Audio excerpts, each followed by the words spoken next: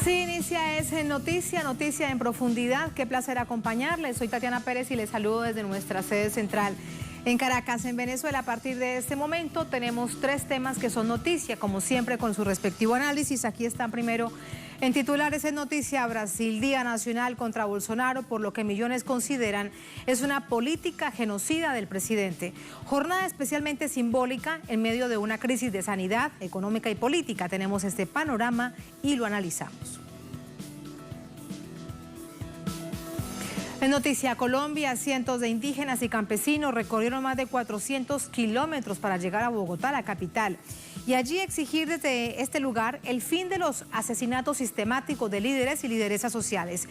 Piden además un plan estatal de protección y diálogo por la paz, un asunto sobre el que el gobierno del presidente Duque se niega. Y a propósito de ello, hablamos con Pablo Beltrán, miembro de la delegación de paz del ELN en La Habana. Tercer tema que es noticia: Chile. Después de un complejo trámite fue aprobada una ley para congelar el pago de servicios públicos en estos meses de pandemia. Pero la alegría duró poco porque el presidente Piñera la vetó. Cálculo político, protección a sus amigos, odio al pueblo. ¿A qué se debe esta medida del presidente Piñera? Profundizamos en ello en Noticia que así comienza. Bienvenidos, bienvenidas.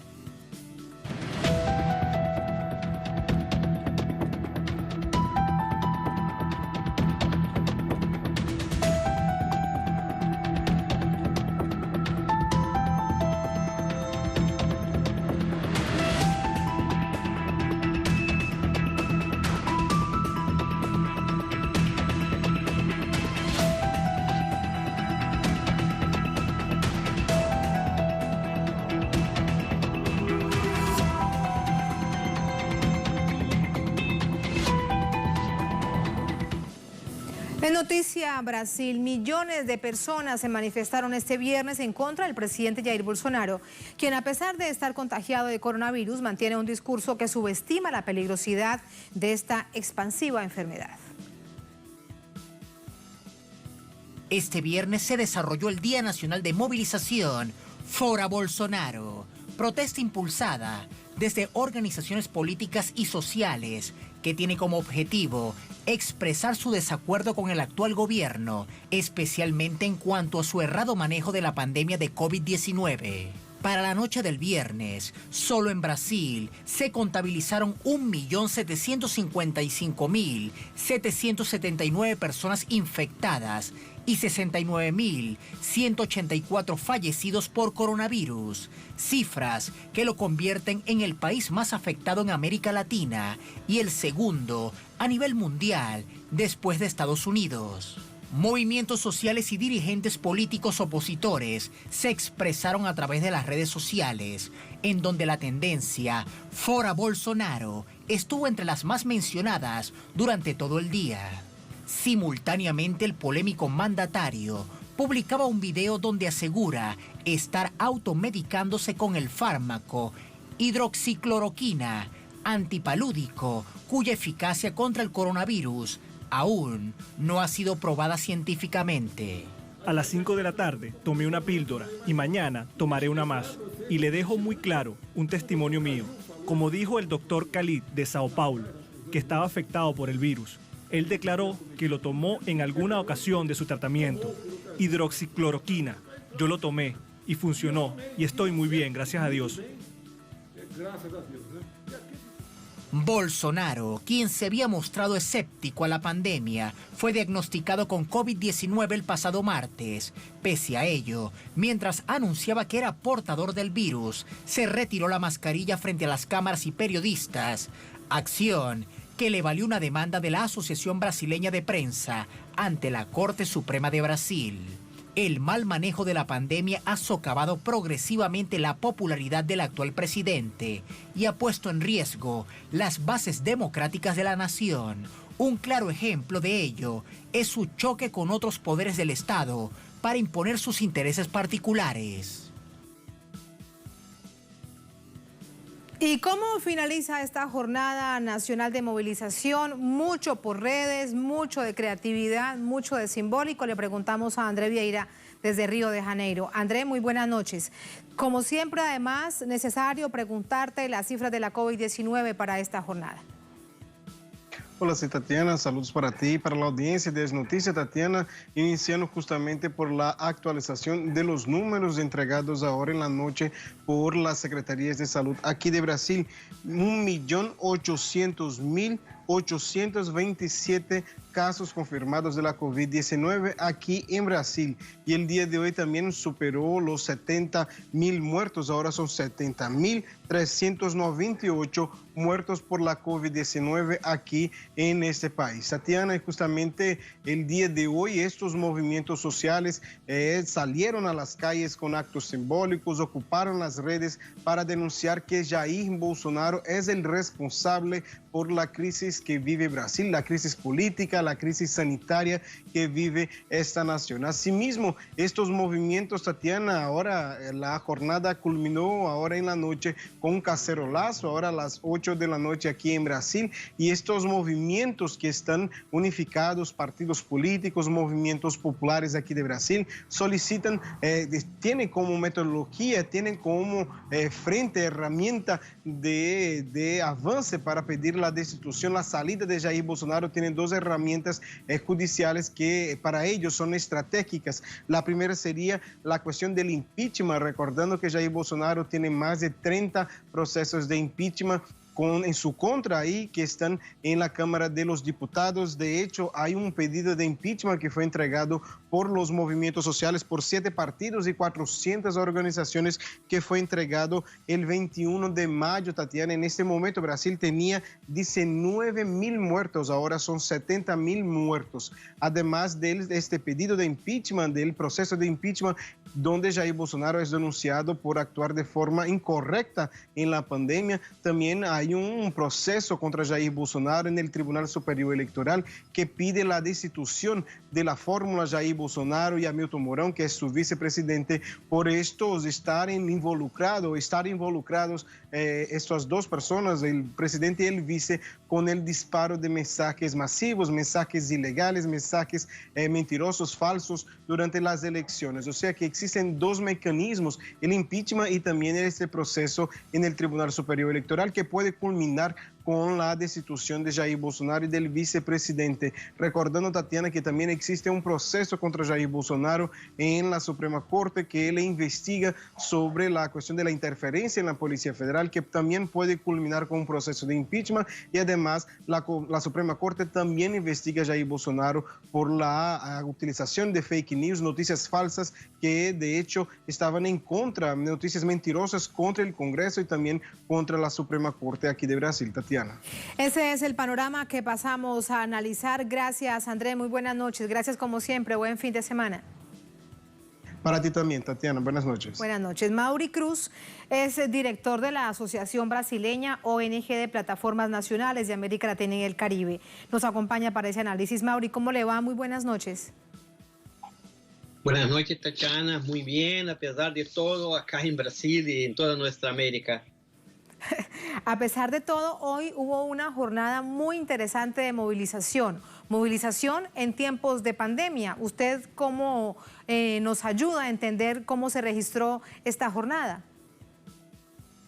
Bueno, hoy fue un día muy importante en Brasil porque tenemos la posibilidad de unificación de todas las fuerzas de la izquierda, en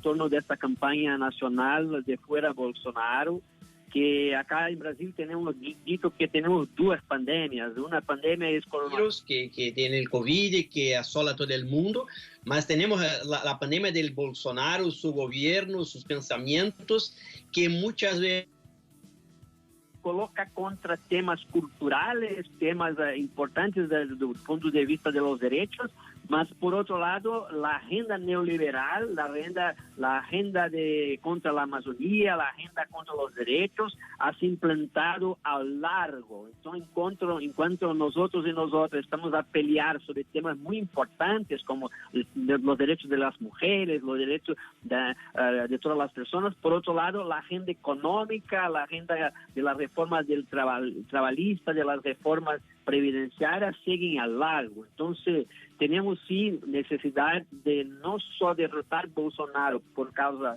de la pandemia, que es muy grave, como aquí los datos que André ha presentado. Tenemos al día 1.000 muertes en Brasil, o sea, todos los días. Y como se dice acá en los medios de comunicación, hay una estabilidad de la pandemia en Brasil, la posibilidad de que se mantenga por mucho tiempo 1.000 muertes al día, ¿cierto? Porque el gobierno no toma ninguna medida eficaz, ninguna medida más importante para que pueda enfrentar efectivamente el virus. Por tanto, esperamos que esta movilización que hoy realizamos tenga fuerza para forzar los organismos, ¿no? En especial el Supremo Tribunal y el Congreso, para que todas las iniciativas de impedimento del presidente se van a cabo, para que podamos cerrar este gobierno más rápido posible. Sí, Mauri, usted nos habla de algo que en este momento resulta crucial, si se quiere, con respecto a fuerzas progresistas y de izquierda que se unen. La mayor presencia a través de redes sociales con la convocatoria era del Partido de los Trabajadores y del MST. ¿Qué otras fuerzas alrededor de ellas, el PT por supuesto, un partido que tiene tanta participación nacional, se van uniendo para avanzar más adelante en términos futuros en elecciones? Bueno, acá en Brasil tenemos posibilidad. Nuestros movimientos sociales son muy diversos en Brasil. Por supuesto que el Partido de los Trabajadores es la principal referencia nacional e internacional, mas somos muy diversos. Las experiencias del gobierno Lula y gobierno Dilma, por cierto, provocaron fisuras en los movimientos sociales, que por mucho tiempo nos dificultaron, estamos juntos en las mismas trincheras contra los problemas. Bueno, ahora estamos todos y todas cerrados en la misma trinchera contra el gobierno Bolsonaro. Para além de la izquierda, tenemos los sectores democráticos, muchos sectores, ¿no?, de centro que estuvieron apoyando el golpe contra el Dilma, por ejemplo, ¿no?, o que se fizeram, no tomaron una postura contra el golpe y que ahora están se colocando contra el gobierno Bolsonaro. Entonces nos parece que tenemos una posibilidad de una alteración de la correlación de fuerzas en Brasil, para que se podamos de facto crear un nuevo movimiento para derrotar el gobierno y sí, a ir un desafío mayor, que es construir una otra agenda, ¿sí? Que no sea una agenda desenvolvimentista que estaba desenvolviendo a años atrás, mas una agenda de derechos, ¿cierto? Porque hay conflictos entre la agenda económica desenvolvimentista y la agenda de derechos. Y esto ha creado mucha dificultad para las alianzas en el propio campo de la izquierda.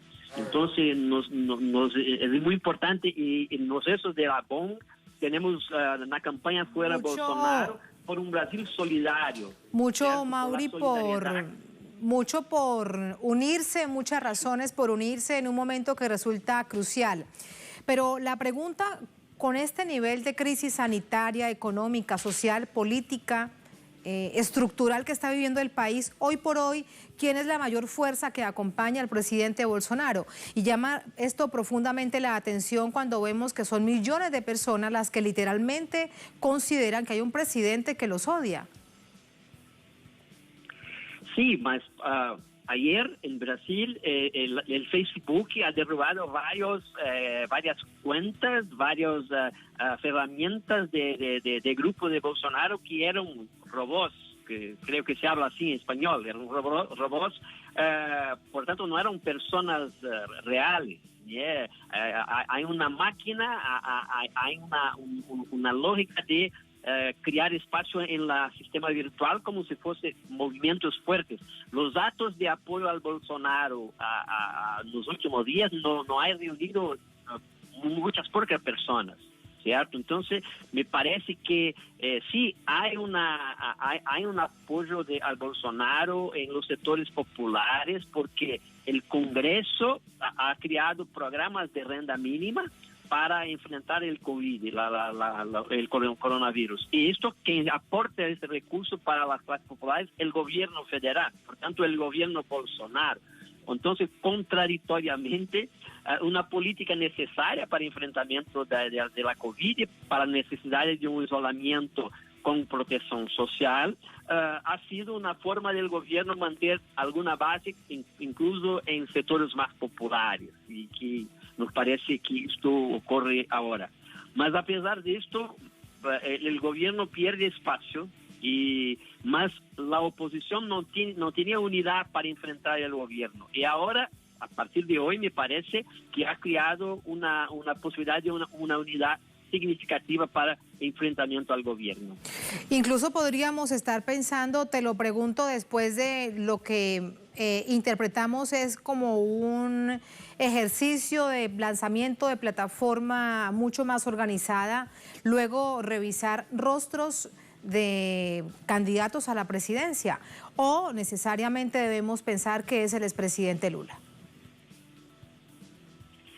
Bueno, creo que esto es una otra agenda necesaria, pero hay que cambiar algunas cosas en el campo de la izquierda, que no sea buscar el candidato, el candidata, porque Brasil tiene movimientos sociales muy fuertes.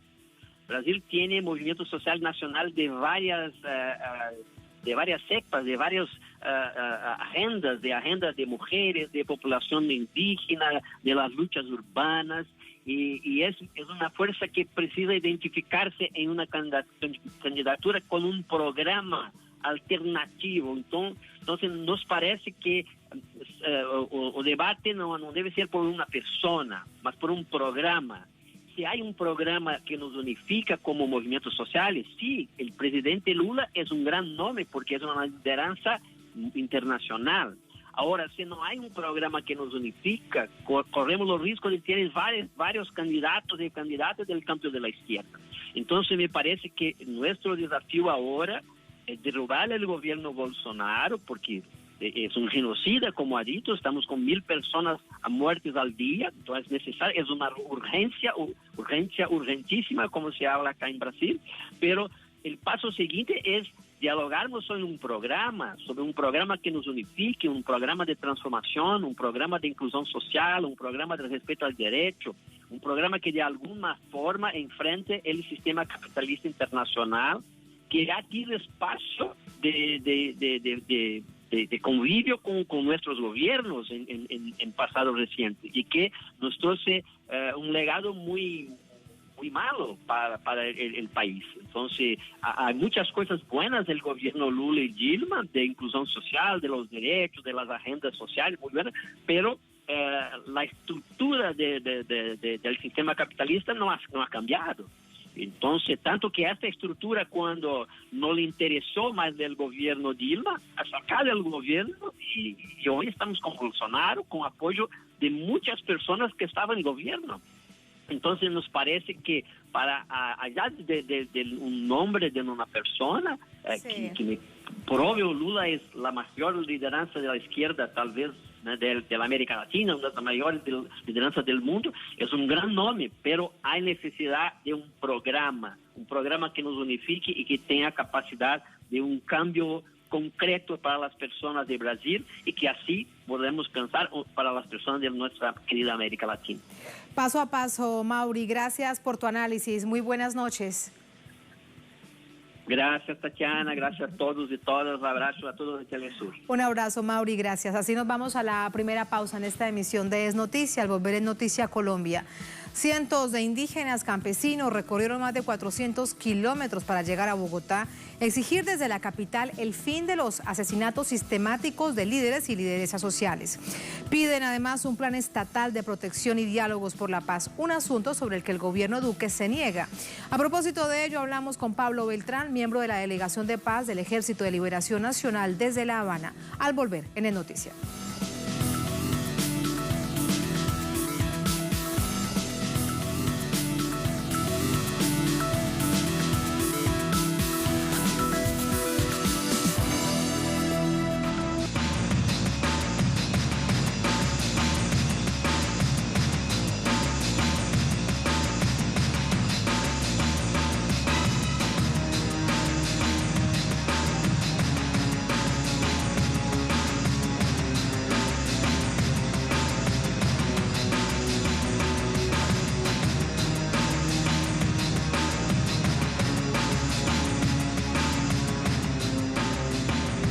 En Noticia Colombia, tras 15 días de recorrido desde el suroeste del país, la Marcha por la Dignidad llegó a Bogotá, la capital del país.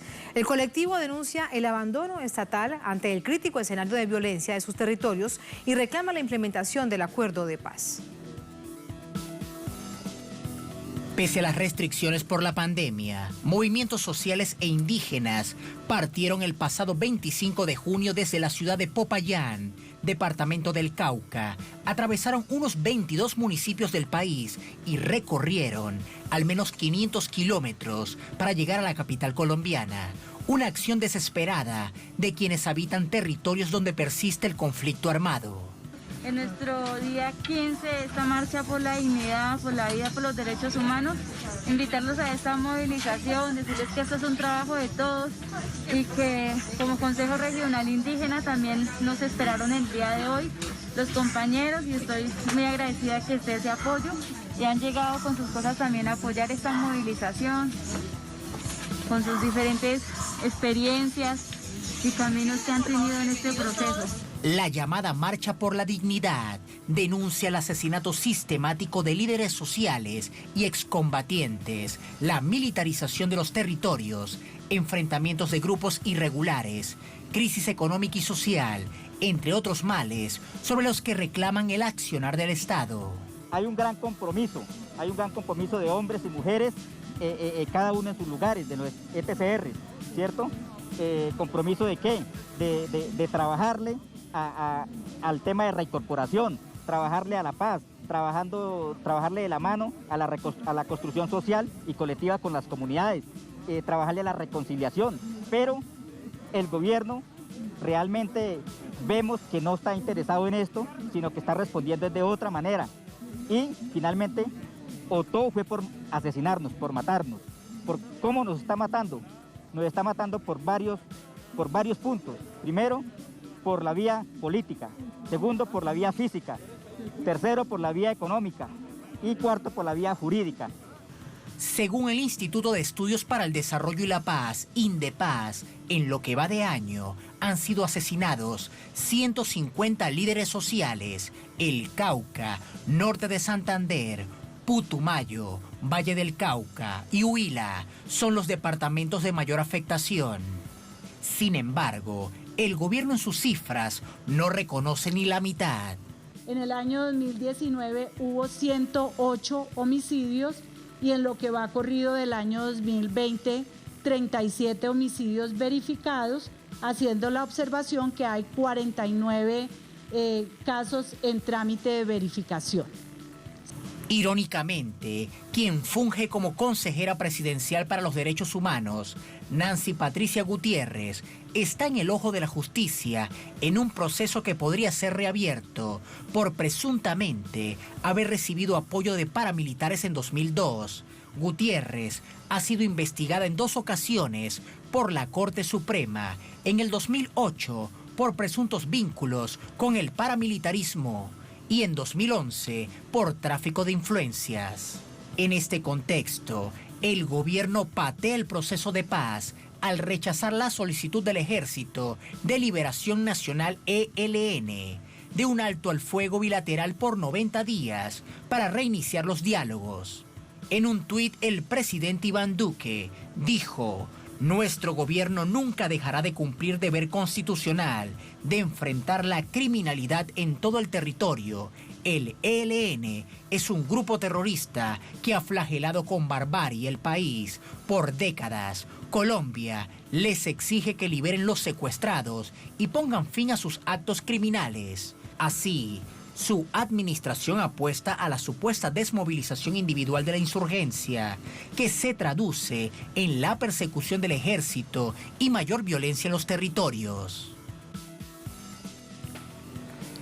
A propósito de ello, y como les informábamos en titulares, vamos a conversar con Pablo Beltrán. Él es jefe de negociaciones de paz y comandante del Ejército de Liberación Nacional. Se encuentra en La Habana. Pablo, muy buenas noches. Buenas noches, Tatiana, a usted y a toda su audiencia de Telesur. Por acá, a su disposición para que hablemos de la situación de Colombia y del cese que exige el Consejo de Seguridad.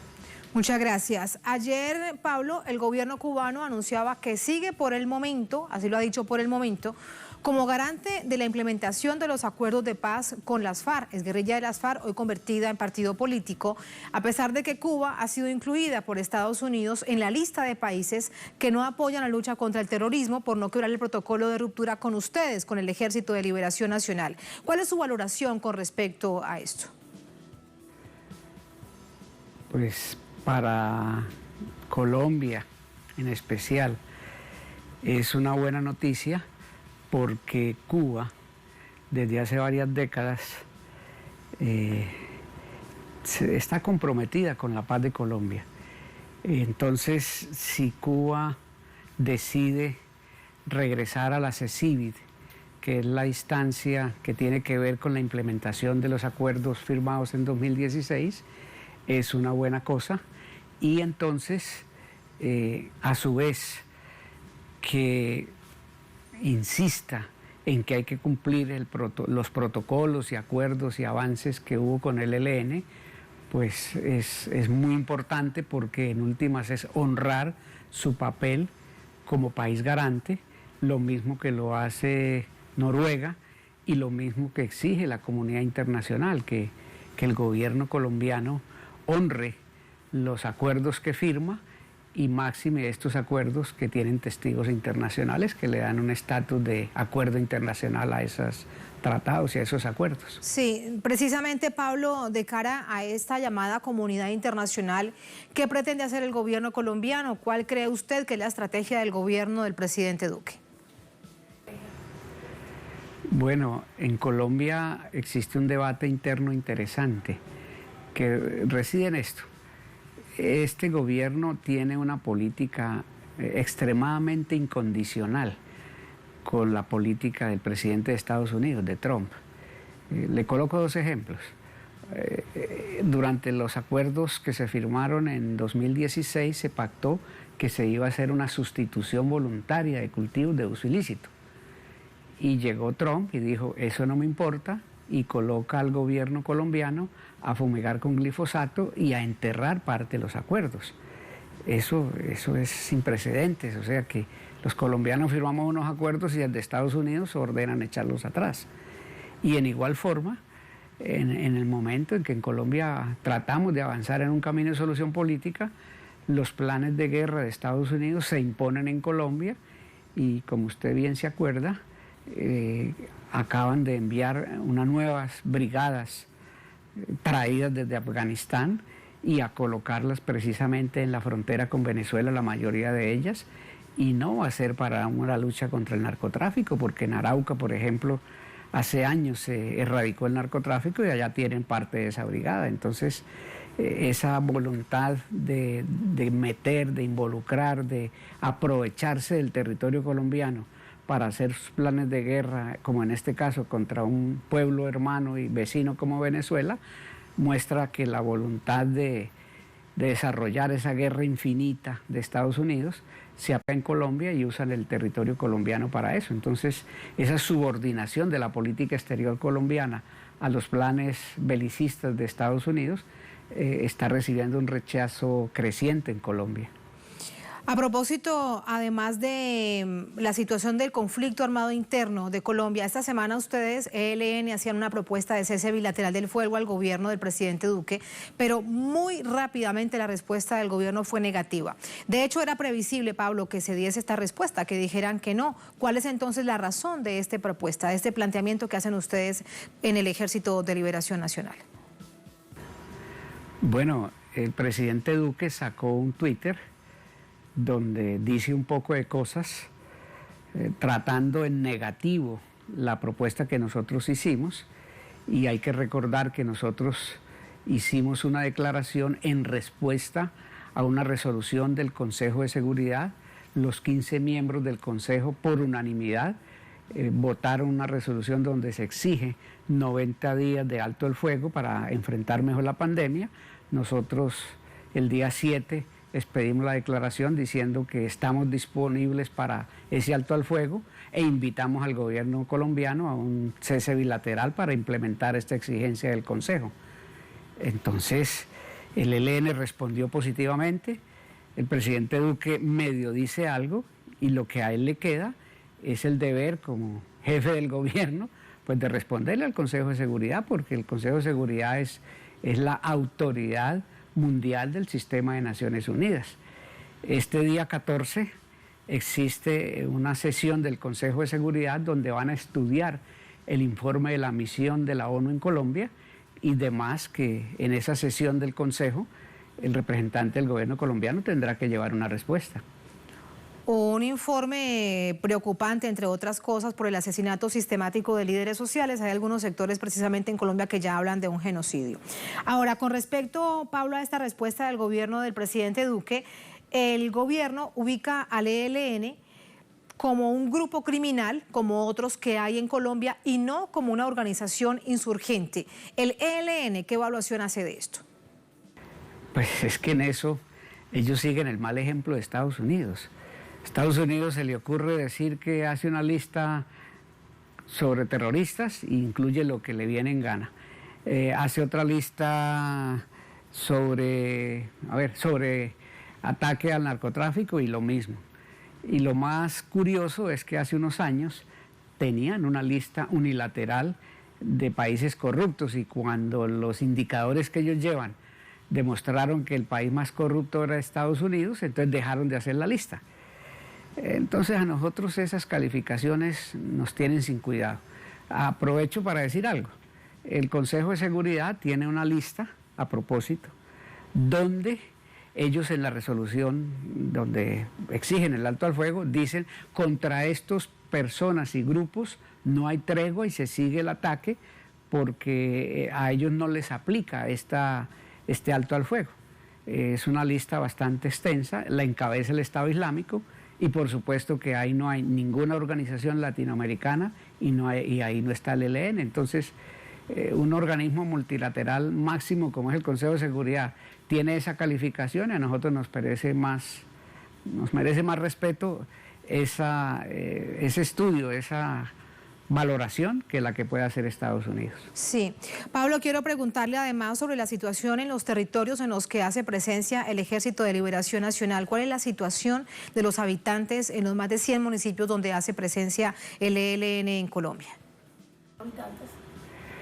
Bueno, recuerdo que en un anterior llamado que hizo el secretario general de ONU, Guterres, en marzo, nosotros hicimos un cese unilateral. En abril, las fuerzas militares y paramilitares del gobierno sacaron ventaja de ese cese, escalaron la persecución y asesinatos de líderes populares y opositores en las zonas donde nosotros estamos, y por eso nosotros reclamamos, y en caso de un siguiente cese, nosotros pedimos garantías para que esta vez no se repita, que las fuerzas militares y paramilitares del gobierno saquen ventaja de un cese que nosotros cumplamos. Sí, y en este nuevo mapa del conflicto armado interno tan complejo en este momento, ¿contra quién combate el ELN, Pablo? Bueno, desmovilizar a las FARC, el principal objetivo del plan militar de Estados Unidos y del gobierno de Bogotá, que damos el Ejército de Liberación Nacional. Pero hay una realidad muy trágica y muy triste. Si ustedes comparan, que me imagino en Telesur llevan un registro muy minucioso, hoy en día hay más asesinatos y más persecución de líderes sociales, de excombatientes, de opositores civiles que de mismos guerrilleros. Entonces la guerra ha tenido un cambio. Si bien nosotros somos el enemigo principal, nuestros guerrilleros de uniforme y fusil son los que menos caen, y los que más caen es la población no combatiente que se opone a los planes del gobierno, que los planes del gobierno son los planes de los grandes proyectos extractivistas, petroleros, de agronegocios, de infraestructura. Entonces, comunidades organizadas que se oponen a esos planes hoy son el principal blanco de guerra de ese plan de guerra del gobierno de Estados Unidos, que se replica muy dócilmente por el gobierno de Bogotá. Con esa radiografía tan dolorosa de la Colombia profunda. Por último, Pablo, ¿hay alguna línea de comunicación en este momento con el gobierno colombiano? A través de varios grupos y países y entes de la comunidad internacional se mantiene algún nivel de contacto y comunicación en la previsión de un posible reinicio de conversaciones, pero también en la previsión de que se cumpla este llamado del Consejo de Seguridad de un cese bilateral, porque necesariamente habrá que darnos garantías mutuas para cumplir un cese bilateral como este que está exigiendo el Consejo. Pablo, muchísimas gracias, muy buenas noches. Gracias por estas reflexiones. Bueno, espero haber resuelto todas sus inquietudes, y desde esta delegación de diálogo del ELN le enviamos un saludo a todos los periodistas y la audiencia de Telesur. Buenas noches. Buenas noches, Pablo, muchísimas gracias. Así nos vamos a la segunda, última pausa en esta emisión de Es Noticia, al volver en Noticia Chile. Después de un complejo trámite para aprobar una ley que buscaba congelar el pago de servicios públicos en estos meses de pandemia, se ha logrado. Sin embargo, la alegría duró poco porque el propio presidente Piñera, Sebastián Piñera, la vetó. Nos preguntamos lo siguiente: ¿se trata de cálculo político, de protección a los amigos, odio al pueblo? Vamos a revisarlo al volver en Es Noticia.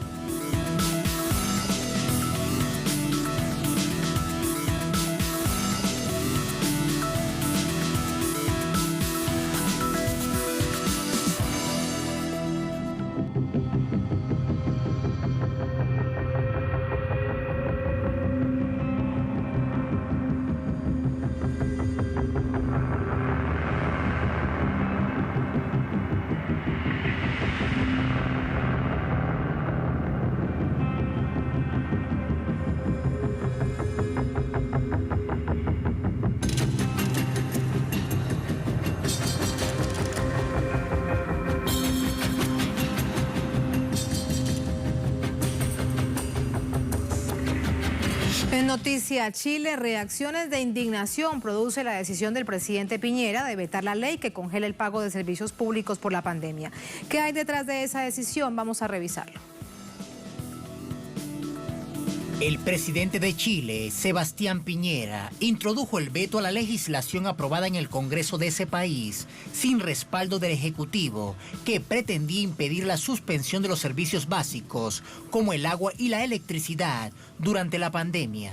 El proyecto de ley, aprobado por el Parlamento, prohíbe el corte de servicios básicos y establece la posibilidad de pagar las deudas acumuladas durante el periodo de la pandemia en 12 cuotas sin intereses. Entre las indicaciones del veto, destaca el hecho de que quienes consuman más de 15 metros cúbicos de agua no podrán postergar el pago de la deuda, aunque no sufrirán cortes de servicio. Este no fue el único veto que introdujo esta jornada Piñera en el Congreso, pues hizo uso de esa misma prerrogativa para impedir la promulgación de la Ley de Protección de la Niñez, con el propósito de modificar gran parte de la iniciativa, en la cual agregarían normas que refuerzan el rol de los padres en la formación de niños. Las reacciones de la ciudadanía expresaron su malestar a través de las redes sociales. Entre las declaraciones de los usuarios leemos: mostrando su falta de humanidad y su conducta clasista que protege los intereses de la gran empresa, Piñera veta proyecto de ley que impide el corte de servicios básicos y posterga su pago. Otra de las personas indignadas dijo: Chile, el país en que el presidente Piñera no solo no hace nada en 4 meses de pandemia para asegurar servicios básicos, sino que peor aún, veta la prohibición de corte de suministros ya aprobada. Las medidas que pretenden ejecutar el gobierno ocurren en un momento donde la crisis por el coronavirus golpea a los más vulnerables. Alrededor de 2 millones de personas han perdido sus puestos de trabajo.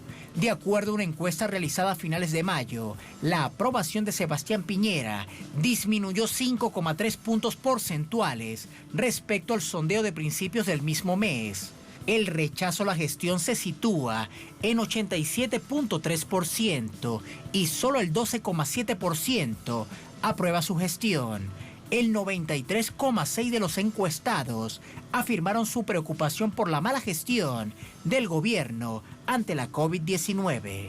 Los últimos registros confirman más de 310,000 contagiados por coronavirus, mientras las cifras de víctimas fatales superan los 6.800 fallecidos. Con el actual gobierno, el pueblo de Chile está muy lejos de poder recibir la necesaria renta básica universal, que es un clamor nacional. Allí los hechos, seguimos sumando información desde Santiago de Chile con nuestra corresponsal Paola Dragni. Paola, muy buenas noches. Viendo todo este panorama, el presidente Piñera hace méritos para tener tan bajo nivel de favorabilidad y de popularidad. ¿Qué dice la gente en la calle? ¿Cómo estás, Tatiana? Un gusto saludarlos. La verdad es que este veto presidencial del presidente Sebastián Piñera a esta ley que fue aprobada por el Congreso, es decir, tanto la Cámara de Diputados como el Senado estuvieron de acuerdo en que se hiciera esta norma para que no se le cortaran los servicios básicos a los chilenos y a las chilenas durante la pandemia, a pesar incluso de que no pagaran. Este veto se conoce el mismo día de la discusión y aprobación en general del retiro del 10% de las administradoras de fondos de pensiones de las AFP. Por tanto, frente a una noticia tan dramática y tan difícil de explicar para el exterior, los chilenos pusieron su foco en esta posibilidad de poder retirar este 10%. Así es que las reacciones en torno a este veto presidencial, la verdad es que no han sido hasta el momento masivas. Sin embargo, pronto van a comenzar los cortes de los servicios básicos y es probable que ahí entonces sí, cada familia chilena que simplemente se le corte la electricidad, se le corte el agua en medio de una pandemia, Tatiana, van a comenzar a resentir en la práctica lo que significa que un presidente deje a su pueblo sin la posibilidad legal aprobado por un Congreso de que no se le corten estos servicios básicos. En el veto presidencial, Paola, en el texto se pueden leer... Y de frío, de la temporada de frío. Exactamente, estamos en invierno, entonces es absolutamente necesario tener estos servicios básicos porque mucha gente ocupa la electricidad perdón, justamente para buscar formas de calefaccionar sus domicilios. Fíjate, Tatiana, que en el texto del veto que escribe el presidente Sebastián Piñera, no se hace alusión directa a lo que va a implicar en las familias que simplemente se les corten estos servicios básicos, sino más bien, y esto es la lógica pura que se vive, decía yo la otra vez en un pase, en la piel de quienes estamos enfrentados al neoliberalismo. Aquí no hay ciudadanos, hay consumidores. Y por tanto lo que se plantea, la lógica bajo la cual se diseñan las políticas públicas en Chile, es que esto es un asunto entre privados. La electricidad y el agua en Chile están en manos privadas y cada familia es un mundo privado. Por tanto, lo que se plantea es una solución amigable. Es decir, si yo no tengo cómo pagar, yo voy a negociar amistosamente con la empresa para que no me corten el servicio. Pero esta idea del colectivo, del pueblo protegido por un Estado frente a las empresas simplemente no existe. Fíjate, Tatiana, que fue la misma decisión que toma la Cancillería chilena en marzo de este año cuando miles de chilenos quedaron varados en otros países porque las líneas aéreas simplemente dejaron de volar. Pues se conoció una circular interna de Cancillería hacia los consulados donde se planteaba esta misma lógica. esto es un asunto entre privados. Es la misma lógica que aplica a los estudiantes cuando tienen problemas con las universidades, también es un asunto entre privados. Entonces es una lógica neoliberal que se ha moldeado en Chile durante 30 años de democracia, además de la dictadura de Augusto Pinochet, donde se pierde o se normaliza esto que podríamos decir es un maltrato del Estado hacia el poco cuidado de su pueblo, y más aún en una situación, Tatiana, donde hay 2 millones de personas que han perdido el empleo. Se cumplen 4 meses de confinamiento en la región metropolitana, en Santiago, 4 meses en los que la mayoría de los chilenos y las chilenas no ha podido generar sus ingresos básicos para poder sustentar a sus familias. Te escucho y lo que uno piensa con esta fórmula que bien conocemos en varias partes de América Latina, pues sálvese quien pueda, lamentablemente. Gracias, Paola, muy buenas noches, buen fin de semana. Vamos a entrar con el análisis. Nos acompaña para ello Esteban Silva, él es sociólogo, analista internacional, presidente de la Fundación Constituyente 21, también con nosotros desde Santiago. Esteban, muy buenas noches, ¿cómo está? Gracias por acompañarnos. Buenas noches, Tatiana, ¿cómo estás tú?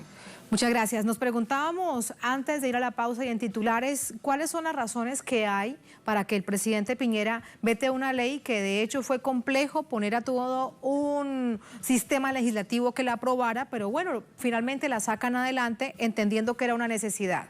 Hay una situación de cálculo político, hay una situación de protección a los amigos, a los dueños de las empresas, como bien lo recordaba Paola.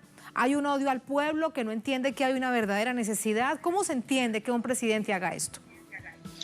Bueno, yo creo que son todas y cada una prácticamente la que has señalado. En primer lugar, creo que con este veto, ¿no?, esta decisión de Piñera demuestra y queda claro que su gobierno es un gobierno de minoría que representa solo a un sector del gran empresariado concentrado y generador de excedentes concentrados y de propiedad de las administradoras de fondos de pensiones, de bancos y de corporaciones transnacionales. Por lo tanto, es un gobierno de minoría, pero que expresa esos intereses, y esto es coherente con la posición que ha siempre defendido Sebastián Piñera, que además él mismo es uno de los empresarios que, según Forbes, uno de los más ricos, que acumula más millones de dólares en patrimonio y en riqueza concentrada. En segundo lugar, Tatiana, creo que esta decisión demuestra al mismo tiempo, y esto ya venía ocurriendo con el Chile del estallido social y del levantamiento social en contra del capitalismo salvaje, el modelo neoliberal concentrado y abusador, desde octubre, que se agudiza, ¿no?, por la pandemia del COVID-19 y las cifras tanto de fallecidos, de contagiados y los colapsos del sistema público. Entonces, en segundo lugar, esto demuestra que el modelo económico que propugna Piñera, que defiende Piñera con sus amigos, con estos grupos económicos concentrados, es un modelo no solo de la minoría, sino que es incapaz de otorgarle la mínima cobertura de protección social a las y los chilenos, a las y los ciudadanos en un momento de emergencia y de crisis producto del COVID y de crisis que se ha agudizado de este mismo modelo económico que ellos propugnaban, que tenía pies de barro, que en definitiva aquí ha saltado por los aires de todo este modelito, el paraíso neoliberal con que fue presentado por años Chile, o el oasis que el mismo Piñera un poco antes del estallido social decía que era Chile, con su economía, se ha demostrado definitivamente incapaz de otorgar y de asistir mínimamente en materia de seguridad básica, de seguridad social, al pueblo chileno en momentos de esta pandemia. Y ni siquiera, Esteban, por cálculos electorales, todos ellos hacen parte de movimientos y de partidos políticos que muy probablemente la mayoría de ellos, quienes acompañan al presidente Piñera, tienen aspiraciones electorales en distintos cargos públicos del país. Ni siquiera por cálculos electorales tratar de plantear por lo menos una situación o... Bueno, es que pedir al neoliberalismo emociones es difícil, pero bueno, en términos electorales se lo pregunto. Sí, no, Piñera representa una derecha económica, no solamente política, una derecha económica empresarial, ¿no? Transnacionalizada, ¿no? Que es capaz... Que es muy rígida, muy ortodoxa. Es tan ortodoxa a nivel neoliberal que nada que afecte el modelo y la reproducción del modelo económico neoliberal chileno, y porque tienen mucho miedo de que va a volver a estallar la rebelión social, la movilización, y si conceden algo, sencillamente se va a abrir un boquerón gigantesco, como acaba de suceder, por ejemplo, con el tema de el inicio del trámite de la reforma constitucional para el retiro del 10% de los ahorros, que son de todas y todos los chilenos, de las administradoras de fondos de pensión. Entonces, es una derecha que tiene mucha rigidez. Incluso la que podría ser una derecha más democrática y liberal está completamente aprisionada por esta ortodoxia neoliberal extrema en que arrastra Piñera y los partidos de la derecha más extremos, ¿no? Que son incapaces de conceder nada, pero que creen en definitiva que conceder es abrir un boquerón que va a poner en cuestión el modelo neoliberal, y yo estoy seguro y convencido que esto es así.